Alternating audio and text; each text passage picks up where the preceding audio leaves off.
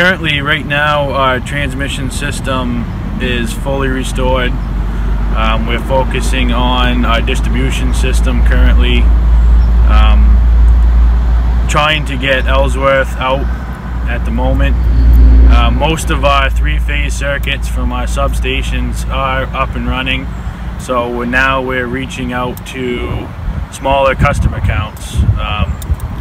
Currently we're at 6,400 customers at the moment. We've set 54 broken poles with many more ahead of us still at this time. And we have currently 20 crews on the road working 24 hours a day to try to restore this in the safest, quickest fashion we can get.